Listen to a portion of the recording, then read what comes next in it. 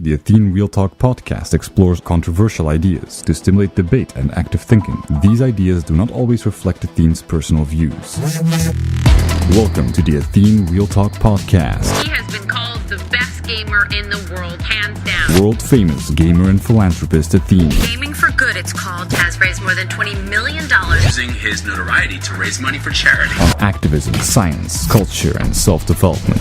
Proud to have him in the studio today. I would not want to take you on in a video game. We all have a sense of entitlement, including me. I wake up and I assume I will wake up in a room, right? In my bed. I don't assume I will be waking up, being grabbed out of my bed and being tortured. So in a sense, I take my basic safety for granted. I don't wake up thinking like, fuck, there's a lion gonna attack me, or fuck, there's gonna be war and I'm gonna be killed or whatever. It's not part of me. It's not part of my reality. Even though it could happen. But the extent to which I put the bar of where I assume what I have is not something that is on my mind is correlated to the reality I live in. We live in a society, in government, you pay your taxes, everything fine. The problem is though that since the government has been taking more and more the function of families and societies to provide for a framework and safety, we've become, just like you can get spoiled by your parents, we've become spoiled by the government. And that's why I'm not talking about politicians or whatever, but just this entire fabric that has evolved through time. And as a result, we don't assume that the banks will crash even though it can happen. We don't assume that our country will go to war even though it can happen. We don't assume like nuclear holocaust even though it can happen.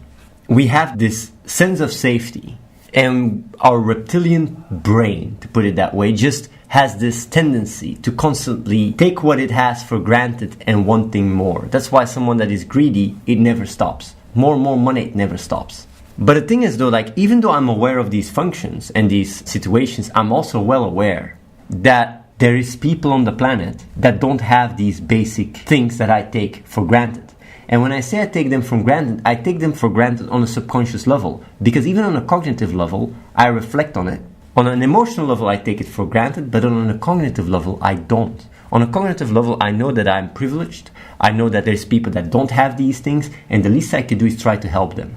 But here comes the crazy thing. A lot of people don't have this cognitive check. They just take everything for granted until reality shows them otherwise. And then on an emotional level, they don't take it for granted anymore because reality is hitting them in the face. Happens when your bills are being paid and everything is getting taken care of. Then you get kicked out by your parents or whatever. Suddenly, you don't take emotionally for granted anymore what you have because you realize you got to pay bills. But this emotional cycle of taking things for granted is just part of what we are. So I'm not going to judge that. It's normal. It's fine. The problem, though, is that if we don't take perspective and use our cognitive capacity to put our emotions into context. Because if we don't, we lose ourselves in our own little castle in the sky, our own little bubble. So I'm not different than you guys. I also, on an impulsive, emotional, instinctive, gut feeling level, take things for granted, but my cognitive capacities put things in perspective. And as a result, I can just recalibrate and put things into a wider perspective. I said that a lot of people in here have the same thing. And it is true, because when you guys just take for granted, they might do a refund, so Reese, no, they don't think, it comes from Reese's pocket, they just think, free money. They don't understand that what they need or what they get comes from somewhere. And it's the same for your life. When you wake up, you put the light on, do you question where it comes from? Do you question where the food comes that you buy in the shop? You take everything for granted. You go through life, you assume, like the roads are clean, cars driving by, you assume everything just happens. And that's how you are conditioned. But everything has to be done. And that is the thing. When people come over here, right, a lot of them don't realize that this place is not like a school that gets paid by government taxes. Everything has to be paid for. Everything has to be organized. Everything has to be structured. And that requires a lot of effort. Same for the game. You guys can see the game and just assume, the game, nicely made, whatever. It has to be made. It has to be bug tested. It has to be coded.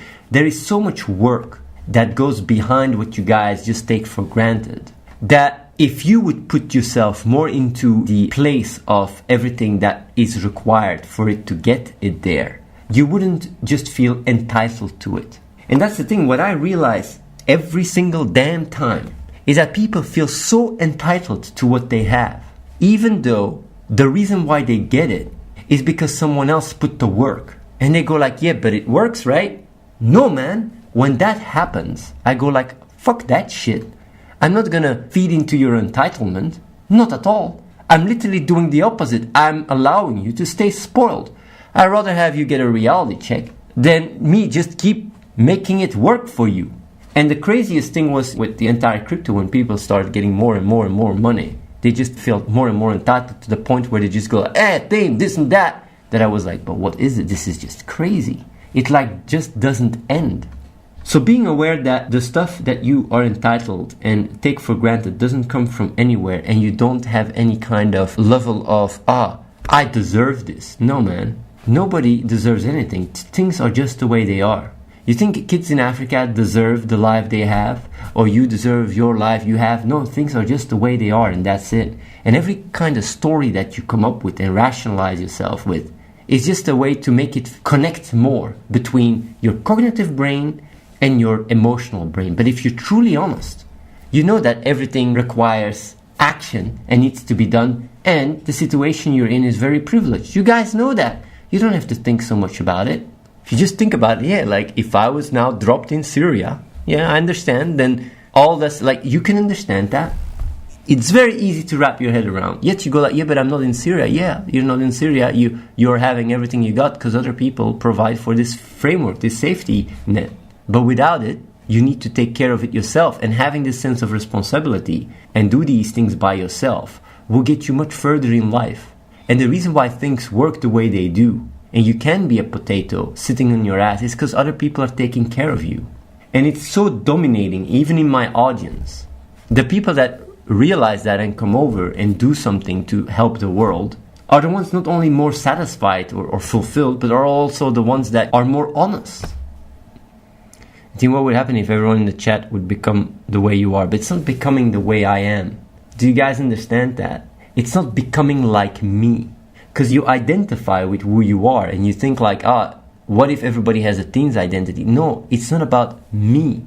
It's about being honest with yourself and seeing reality for what it is, and not taking everything for granted, and not feel entitled to all these things, and becoming responsible. You guys understand that? Stopping making excuses, contributing, taking perspective of other people. How many of you guys go through life single player and everybody else is an NPC? That's it. You don't really put yourself in their shoes. You just constantly try to, get more and take more. How many do that right now? Do you know that the reason why you do that is not because you lack the ability to take perspective and actually imagine what is it to be another person, but it's because it takes too much effort, and it's easier to just be a bigot. It's just easier.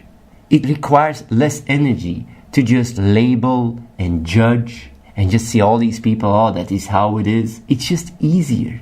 And that's why you're doing it, because you can get away with it. I put effort in understanding people. When someone talks to me, I put effort in trying to understand what they tell me. That effort, that courtesy, right? You guys don't even give it to other people. You're constantly busy with yourself.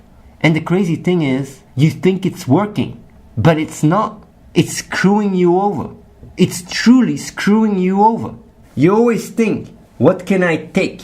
What can I take? What can I take? If you're like that, you don't bring value to other people. You repel them. You end up lonely. That's not what you want anyway. What is it all? What's the meaning? What's the purpose of having it all and taking when you're alone? Tell me, what is the meaning of it all when you have it all and you're by yourself alone? We are a freaking part of a superorganism. Our meaning and purpose comes from giving to others, comes from something more. A lot of people get it from family. But even in there, it breaks down because people can't even trust themselves within that framework. Because people tend to really gravitate towards more greed or backstabbing or whatever. I've seen it so much. It's not even comfort. Let me tell you something. I feel better than someone that is craving for comfort every day. It's like the guy that is eating potato chips all day laying down, being completely obese, while the other guy is working out and running. You could say the guy that is sitting on the fucking couch is more comfortable, but damn straight he doesn't feel good. It's fascinating that even though I'm telling you this, do you know that this angle of, take, you're taking from yourself too. You're taking from your future self. You don't even care about your future self. You don't have any patience. You don't wait. Do you know that they have done studies, and patience is one of the biggest correlations between happiness, is people the extent to which they are patient? Do you guys realize that? Because someone that is patient gives now, compromises now for the future, while someone that wants now gratification ends up always overall screwing themselves over. Why save lives when we all going to die anyway? Because life ain't about you being alive. Life is bigger than you. You're a superorganism. It's like literally looking at all the cells in your body and saying, why should my cells live when they end up dying anyway? It's a very limited view. You just see the world through your own perception of identity. Life is bigger than you, man. Ain't about you. It's bigger than you. You might say, yeah, but everything is going to cease to exist anyway, so why matter? You don't know that. We managed to overcome so many obstacles, and technology is growing exponentially. You cannot know what we'll be capable of if we transcend even being humans and become even more advanced. Might even be able to harness time and space itself. That's your subjective opinion. You can tell me life isn't just about me, but that would just be your subjective opinion. No, man, GM poison, it's not a subject. It's just as subjective as gravity all around you. It's just observing life from a evolutionary biological point of view. Evolution, evolving. It's not a subjective opinion. You could still say like, yeah, but even gravity is subjective because you need experience. You need a subject in order to talk. Well, the way I define what is subjective or objective is it still holds true whether you believe in it or not. You don't have to agree or disagree with gravity for gravity to hold to be true. That's what I define objective truth as. So you don't have to agree or disagree with how evolutionary biology works to see how life behaves and moves forward and evolves. Whether you agree with it or not, it holds true. Aren't you going against natural selection saving people's lives? But natural selection is just a biological trait that we have surpassed because of our advanced understanding. And the same applies to biology itself. When you look at how life behaves, right? Single cell, multi-cell organisms, there is an evolution in mechanisms that the organism uses to move forward. So you cannot use the past saying, monkeys climb trees, therefore I have to climb trees in order to justify behavior now. It's like the same argument that is given for meat eaters. Like, well, our ancestors did it, so we should do it too. Well, your ancestors shit in the wood and went around not caring about sexual consent either. It's our ability to be more cognitively advanced that allows us to give us more consistent ways of living our lives. And that is what created society and such. So these very simplistic arguments. See it all the time. I don't see the real good arguments. When I would argue with myself in the chat, I would really give sick arguments. Arguments that I read are always so one-dimensional, so simple to rebuke. Real arguments, man. That doesn't mean anything right and wrong though. GM poison? Yes and no. Depends how you define right and wrong. How would you define right? And how would you define wrong? Let me give you a really good definition of right and wrong. Right and wrong is defined by the reference frame. Because everything is relative, right?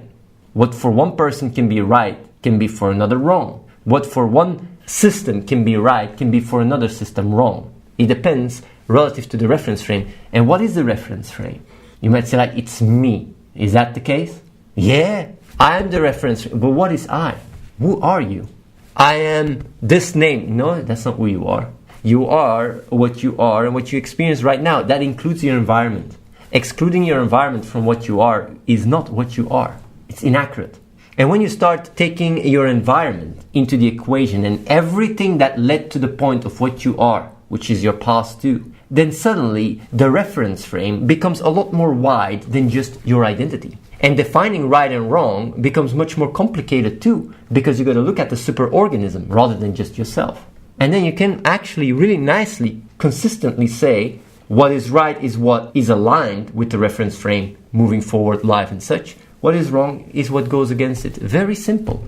Morals and ethics defined in a scientific way. What people say is not possible, I just did it here. Like, what is it? Less than a minute, I explained it. You can define morals and ethics with logic and science. You can, by understanding what you are. That's where I disagree. Your view of the reference frame, it is all subjective and relative, like you say. No, you can measure it. You cannot come and say, hey, I get to define the reference frame the way I want. That's not true, because what you are is well defined. There is an objective framework that holds true whether you believe in it or not.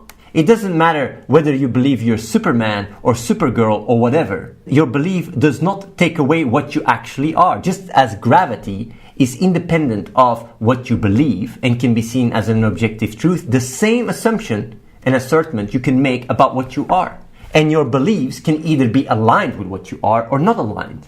And how do you figure out what is aligned or not? By looking at science. What are you? You're merely all the neural activity in your brain. That also includes your environment. It includes even me speaking right now to you. It's part of what you are right now, your experience. So when you say like, Athene, it's subjective, I disagree. It doesn't matter. You don't disagree with gravity. And if you do disagree, it doesn't change it. So you can't just come and say like, Athene, I disagree with your opinion. That's where it doesn't matter whether you agree or disagree. What you are is what you are. Done. You don't get to argue about that.